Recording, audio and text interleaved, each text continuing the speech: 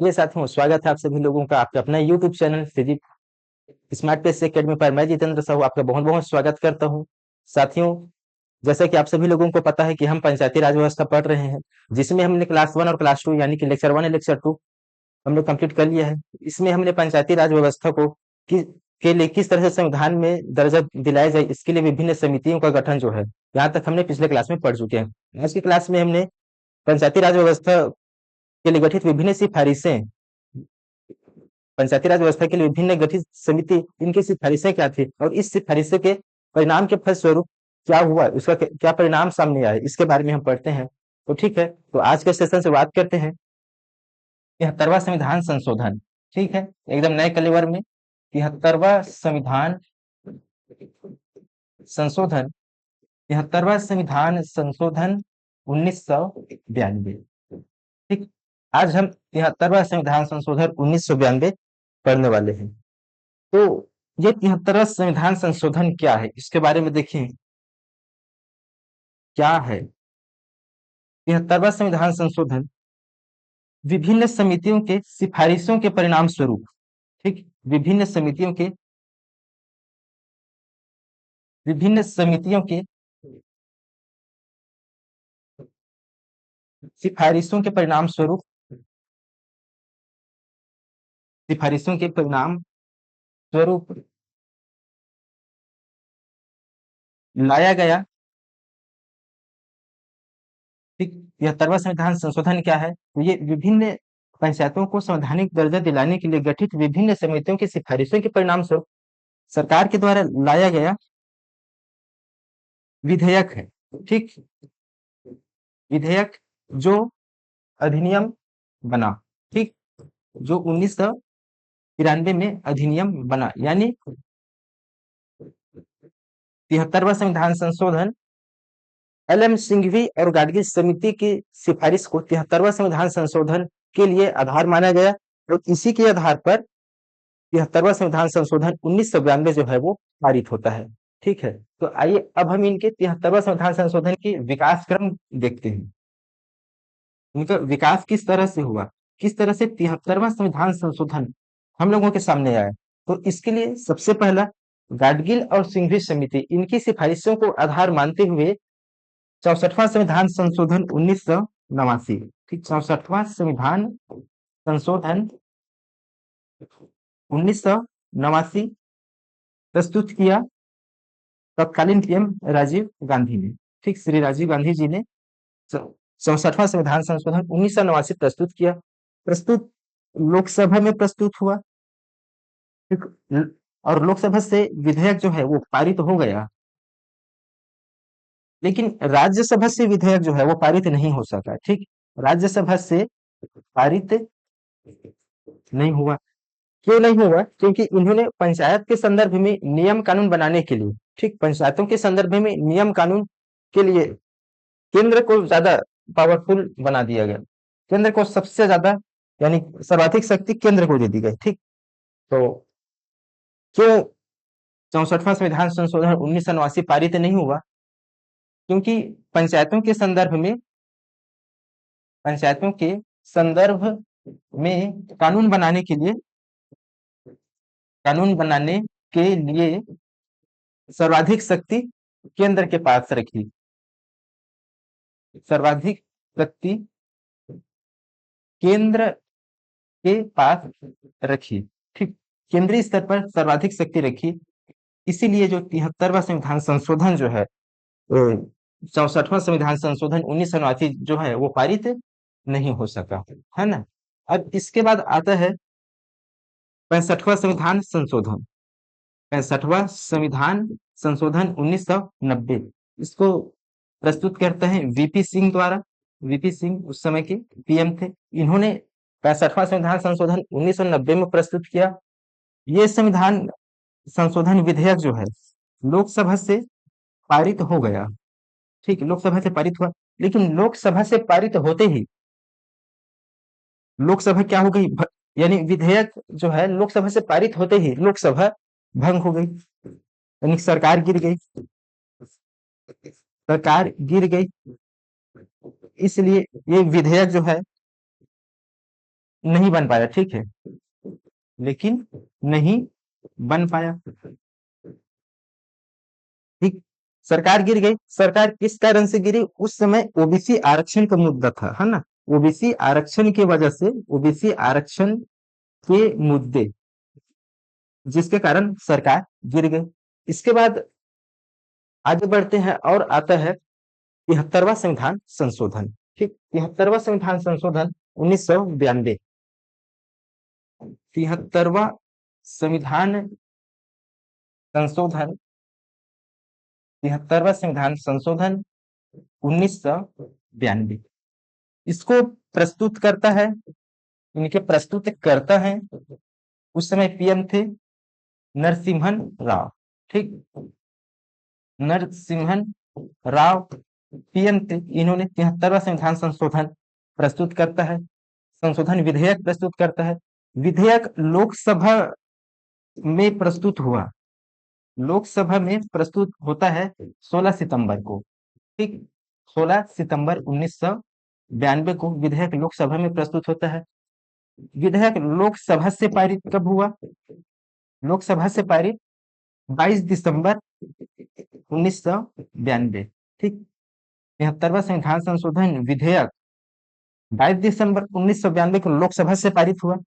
राज्यसभा से पारित 23 दिसंबर 1992 को विधेयक जो है वो राज्यसभा से पारित होता है। ठीक, इन दोनों इस जगह से यानी कि सदन से पारित होने के बाद विधेयक पर हस्ताक्षर की बात आती है, विधेयक पर राष्ट्रपति के अनुमोदन की बात आती है। तो 20 अप्रैल 1993, 20 अप्रैल 1993 को इस विधेयक पर राष्ट्रपति का हस्ताक्षर होता है, राष्ट्रपति का हस्ताक्षर। ठीक है, और राष्ट्रपति के हस्ताक्षर होते ही, जैसे ही राष्ट्रपति का हस्ताक्षर होता है, कोई भी विधेयक जो है वो विधेयक से अधिनियम में बदल जाता है। यानी कि जैसे ही 20 अप्रैल 1993 को राष्ट्रपति का हस्ताक्षर 73वां संविधान संशोधन अधिनियम विधेयक 1992 पर होता है, वैसे ही जो विधेयक जो है 73वां संविधान संशोधन, 73वां संविधान संशोधन अधिनियम 1992 बन जाता है। ठीक, 73वां संविधान संशोधन अधिनियम 1992 जैसे ही राष्ट्रपति अपना सहमति देते हैं 20 अप्रैल को, उसके बाद विधेयक से क्या बन जाता है? अधिनियम बन जाता है। और 73वां संविधान संशोधन लागू होता है, संपूर्ण भारत में लागू होता है 24 अप्रैल 1993 को। ठीक, 24 अप्रैल 1993 को 73वां संविधान संशोधन अधिनियम पूरे भारत में लागू हो जाता है। इसीलिए 24 अप्रैल को, ठीक, इसीलिए 24 अप्रैल को पंचायती राज दिवस, इसी घटनाक्रम को याद रखने के लिए 24 अप्रैल को पंचायती राज दिवस मनाया जाता है। ठीक है, तो किस तरह से 73वां संविधान संशोधन का विकास हुआ और किस तरह से 73वां संविधान संशोधन विधेयक से अधिनियम में बना, है ना, इसको हम देखें। अब हम 73वां संविधान संशोधन अधिनियम में कुछ महत्वपूर्ण अनुच्छेद हैं, इनको हम देखते हैं। तो देख, 73वां संविधान संशोधन के अनुच्छेद या 73वां संविधान संशोधन,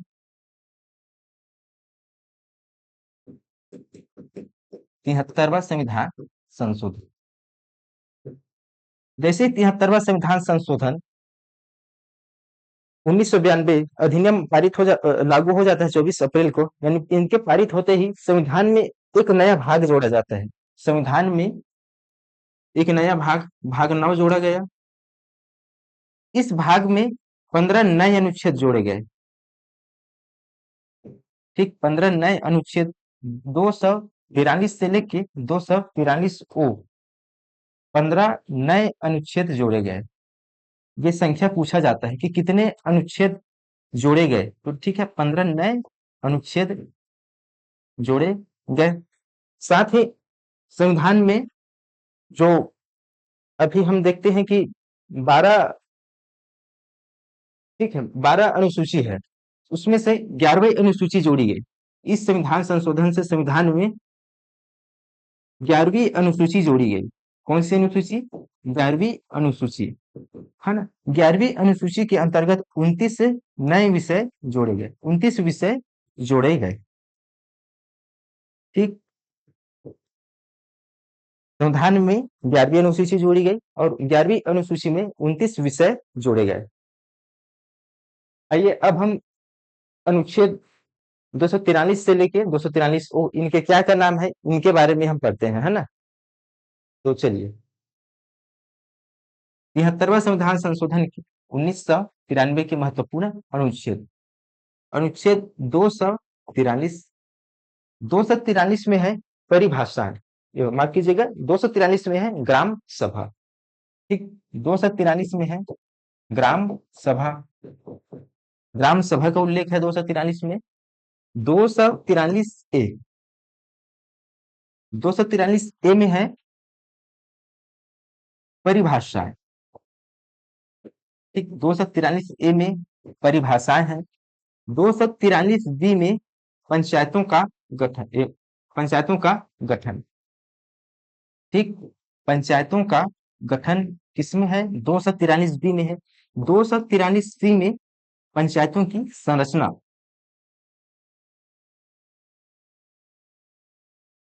243 सी पंचायतों की संरचना। 243 डी, ठीक, 243 डी, 243 डी में है पंचायतों के सीटों पर आरक्षण। ठीक, किस क्या चीज है? पंचायत की सीटों पर आरक्षण। 243 ई, इसमें है पंचायतों की अवधि। ठीक, पंचायतों की अवधि किस अनुच्छेद में है? 243 ई। इसके बाद आती है 243 एफ। ठीक, 243 एफ, इसमें है पंचायतों के लिए, पंचायत के सदस्यों के लिए अर्हता, निर्हरताएं। ठीक, पंचायत के सदस्यों के लिए निर्हरताएं, फेलियर। ठीक, सदस्यों के लिए निर्हरता किसमें है? 243 एफ, 243 एफ सदस्यों के लिए निर्हरता। इसके बाद है 243 जी, 243 जी में है पंचायतों की शक्तियां। ठीक, पंचायतों की शक्तियां, प्राधिकार एवं उत्तरदायित्व। ठीक, तो 243 जी पंचायतों की शक्तियां, ठीक, एवं उनके उत्तरदायित्व। 243 जी के बाद आती है 243 एच, पंचायतों को कर लगाने की शक्ति, पंचायतों के द्वारा कर अधिरोपित करने की शक्ति और पंचायतों कर निधियां। ठीक, तो कराधान की शक्ति, पंचायतों को कराधान की शक्ति एवं पंचायतों की निधियां, एवं निधियां किसमें है? 243 एच। ठीक, 243 एच के बाद आता है 243 आई, एच के बाद आई, इसमें है राज्य वित्त आयोग का गठन, यानी पंचायत राज्य वित्त आयोग का, पंचायतों के लिए राज्य वित्त आयोग का गठन करना जरूरी है। 243 आई, राज्य वित्त आयोग, 243 आई राज्य वित्त आयोग। ठीक, आई के बाद आता है जे, पंचायतों के लेखाओं की जांच। ठीक, 243 जे पंचायतों के लेखाओं की जांच, पंचायत के लेखाओं की जांच। 243 जे, जे के बाद आता है के 243 के पंचायतों के लिए चुनाव। ठीक, पंचायतों के लिए चुनाव, यानी कि निर्वाचन आयोग, है ना। तो पंचायतों के लिए निर्वाचन एवं, पंचायतों के लिए निर्वाचन एवं निर्वाचन आयोग किसमें है? 243 के इलेक्शन, है ना। अब इसके बाद आता है के बाद एल, 243 एल। तो पंचायत जो है वो कहाँ लागू नहीं होगी, ये बताता है 243 एल 243 एम पंचायती राज कहाँ लागू होगा ये बताता है ना। 243 एन पंचायतों का पंचायती राज का बना रहना यानी निरंतरता ये बताता है 243 एन। 243 ओ निर्वाचन संबंधित मामलों में न्यायालय का हस्तक्षेप वर्जन है। ठीक, यानी पंचायती राज के अगर निर्वाचन होता है तो उसमें न्यायालय जो है वो हस्तक्षेप नहीं करेगी। ये किसमें है 243 ओ में। ठीक, तो 243 एल क्या है, पंचायती राज का लागू होना। पंचायती राज का लागू होना। ठीक, 243 एल पंचायती राज का लागू न होना है ना। पंचायती राज का लागू न होना। एल के बाद आता है एन। 243 एन पंचायती राज का लागू होना। पंचायती राज का लागू होना। एल एम उसके बाद एन। 243 एन पंचायती राज व्यवस्था की निरंतरता यानी पंचायतों की निरंतरता या पंचायती राज का बना रहना। ठीक, पंचायती राज का बना रहना ये है 243 एन। इसके बाद आता है 243 ओ सबसे अंतिम। पंचायतों के निर्वाचन संबंधित मामले में। ठीक, पंचायतों के निर्वाचन संबंधित मामले में पंचायतों के निर्वाचन संबंधित मामलों में न्यायालयों के हस्तक्षेप का वर्जन। न्यायालयों के हस्तक्षेप का वर्जन ये किसमें है 243 ओ। प्रिय साथियों, हमने आज या अभी अभी तक हमने पढ़ा है पंचायती राज का विकास किस 73वां संविधान संशोधन 1992 कैसे बना, इसके लिए क्या क्या विधेयक लाए गए।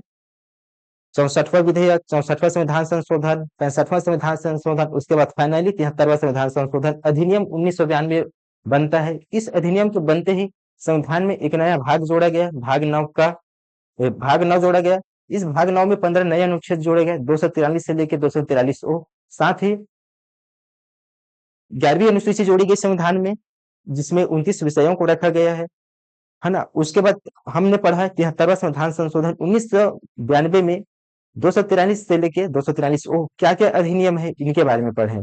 ठीक है, अब इसके पढ़ने के बाद हम आगे पढ़ने वाले हैं 11वीं अनुसूची। 11वीं अनुसूची में जो 29 विषय हैं उनको हम देखने वाले हैं। ठीक, तो 11वीं अनुसूची में जो 29 विषय है आइए बारी बारी से उनका हम अध्ययन करते हैं।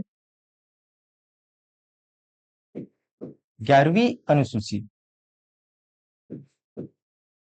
11वीं अनुसूची। 11वीं अनुसूची में कुल कितने विषय हैं 29 विषय हैं। ये नंबर आपसे पूछा जाता है कितने विषय हैं, ये पूछे जाते हैं। 29 विषय है ना। पहला आता है कृषि। कृषि में आता है कृषि विस्तार इत्यादि इसमें सम्मिलित है। कृषि में कृषि विस्तार और इत्यादि इसमें सम्मिलित है। कृषि विस्तार, कृषि के अंतर्गत कृषि विस्तार। उसके बाद आता है कृषि के बाद भूमि संरक्षण एवं भूमि सुधार। ठीक, क्या आता है भूमि संरक्षण एवं भूमि सुधार। भूमि सुधार एवं भूमि संरक्षण। भूमि सुधार एवं भूमि संरक्षण। उसके बाद आता है भाई जब कृषि है भूमि है तो इसके बाद हमें किस चीज की आवश्यकता पड़ती है, सिंचाई की। तो सिंचाई में लघु सिंचाई, जल प्रबंधन और जल भराव विकास इत्यादि रखा गया। अब इसके बाद किस चीज की आवश्यकता पड़ती है कृषि के लिए में पशुपालन की, है ना। और जब पशु है तो उससे हमें क्या मिलेगा, दुग्ध मिलेगा। इसके साथ साथ हमें कुक्कुट पालन। ठीक, इस चीज को कृषि के अंतर्गत रखा गया। यानी कि इस तरह से बाई फॉरगेट मैंने अपने तरीके से आपको कराने के लिए किया है ना। तो देखिए पहला है कृषि विस्तार, उसके बाद है भूमि सुधार एवं भूमि संरक्षण, उसके बाद आता है लघु सिंचाई। लघु सिंचाई एवं लघु सिंचाई एवं जल प्रबंधन और जल फैलाव। लघु सिंचाई जल प्रबंधन एवं जल फैलाव का विकास। ठीक। अब आता है सिंचाई के बाद आता है आपका पशुपालन।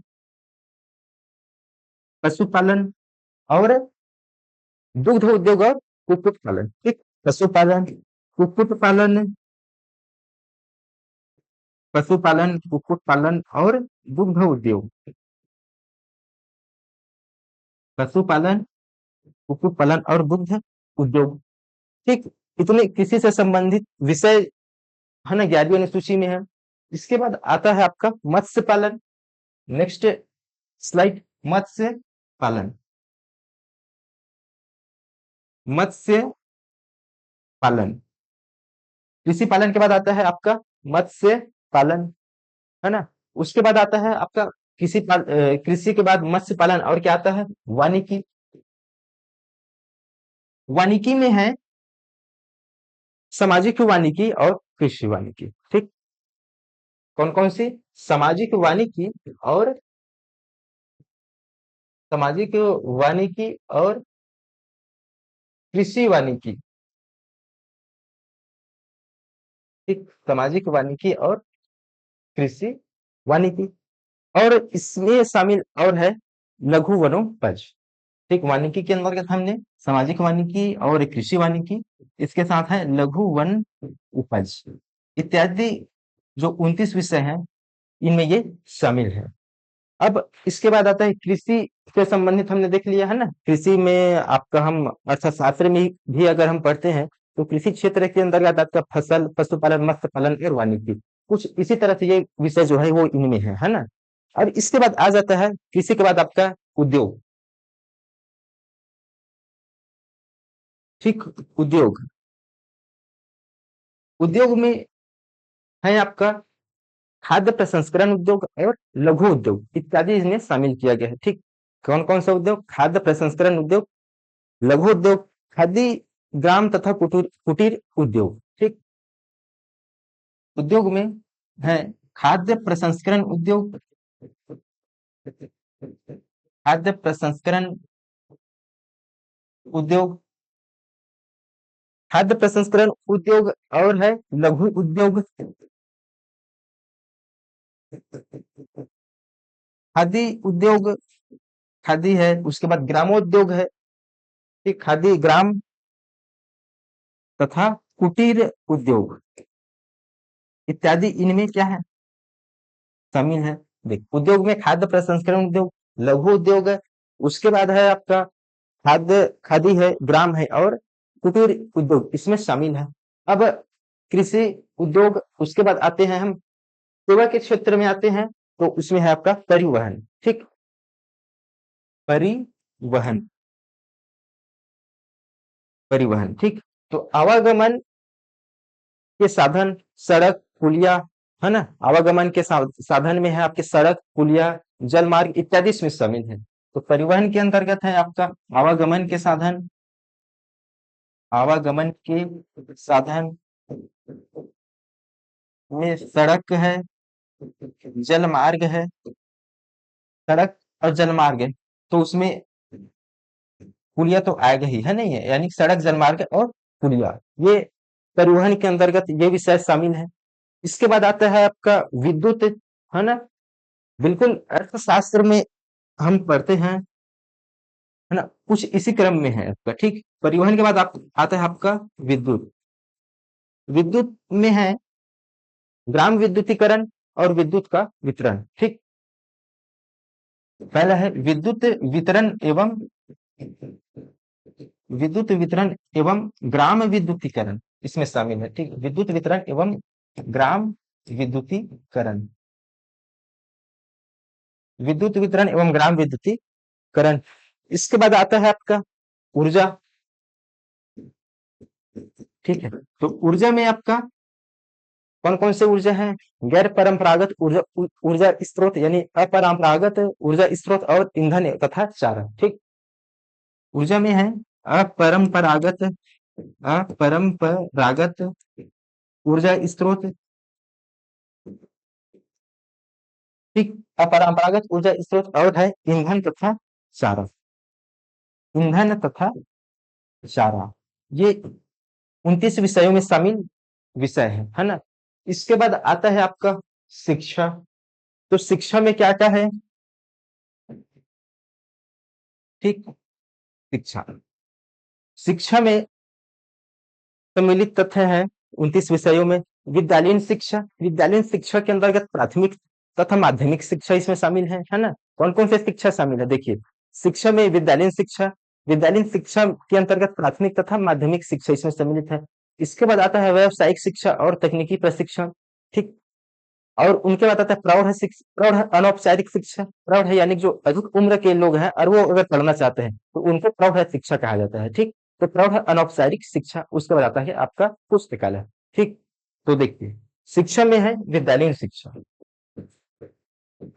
विद्यालयीन शिक्षा में प्राथमिक तथा माध्यमिक शिक्षा तो इसमें सम्मिलित किया गया है। प्राथमिक तथा माध्यमिक शिक्षा, प्राथमिक तथा माध्यमिक शिक्षा इसमें सम्मिलित किया गया है। ठीक। अब व्यावसायिक शिक्षा, इसके बाद आता है आपका व्यावसायिक शिक्षा, व्यावसायिक शिक्षा और तकनीकी प्रशिक्षण। व्यावसायिक शिक्षा और तकनीकी प्रशिक्षण। इसके बाद प्रौढ़ अनौपचारिक शिक्षा, है ना। प्रौढ़ अनौपचारिक,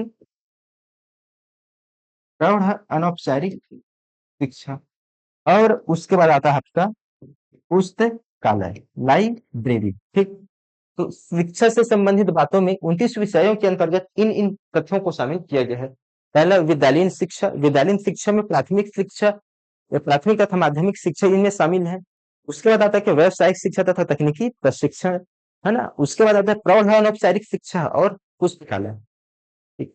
अब शिक्षा के बाद क्या, कौन सी बात आती है? स्वच्छता तथा यानी स्वास्थ्य तथा स्वच्छता। ठीक। अब इसके बाद आती है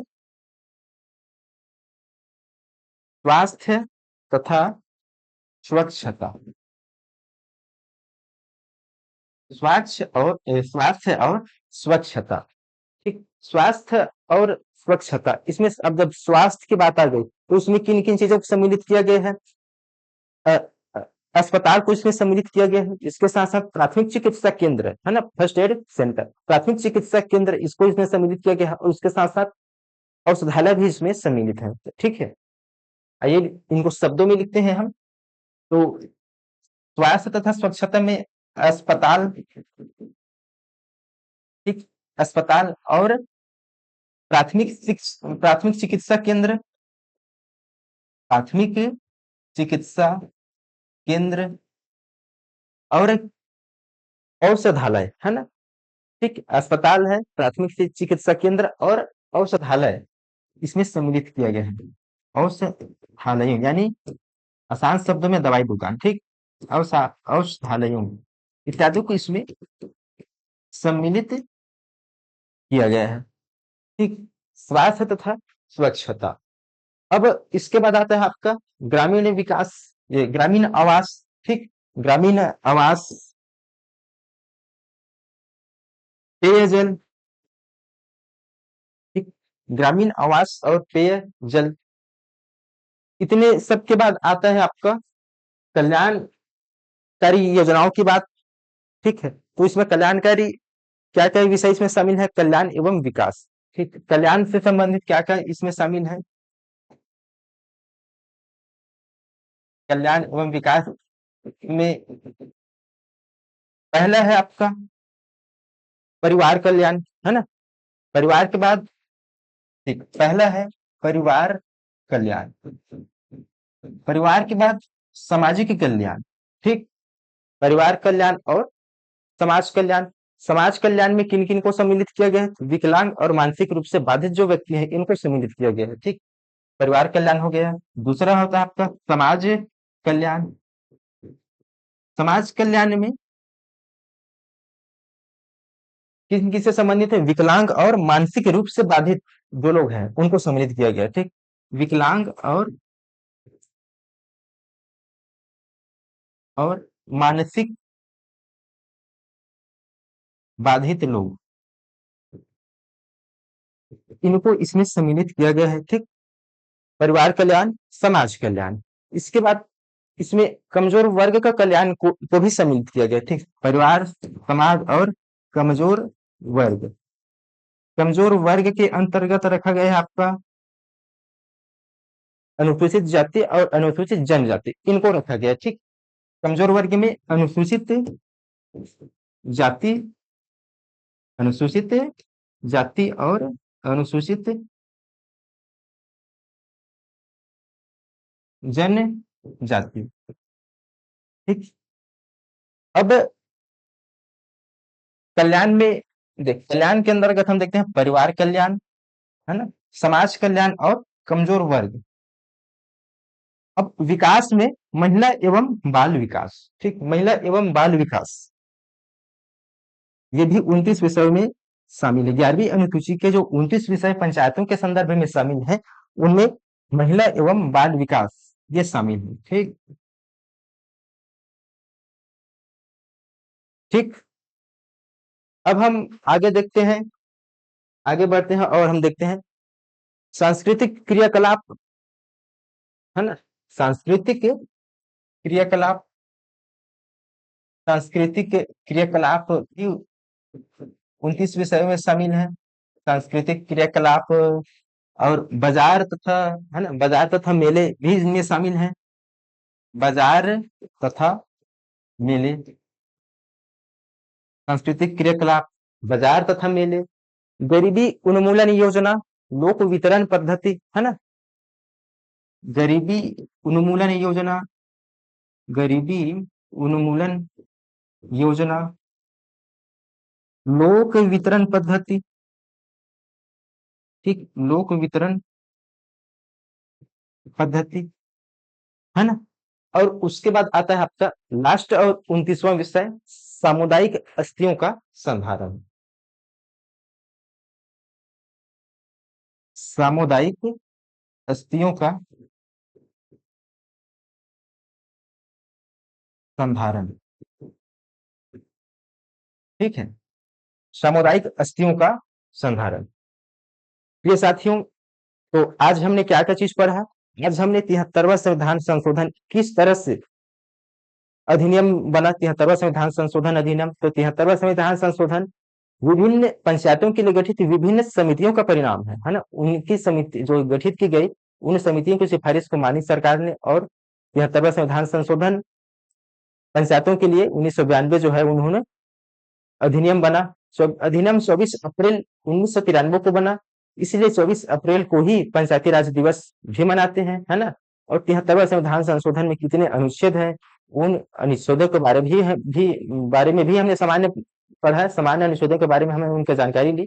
अब उसके बाद आता है 73वां संविधान संशोधन में 29 विषय हैं, 11वीं अनुसूची में 29 विषय हैं। तो हम उन विषयों के नामों के बारे में भी आज की वीडियो में हमने पढ़ा।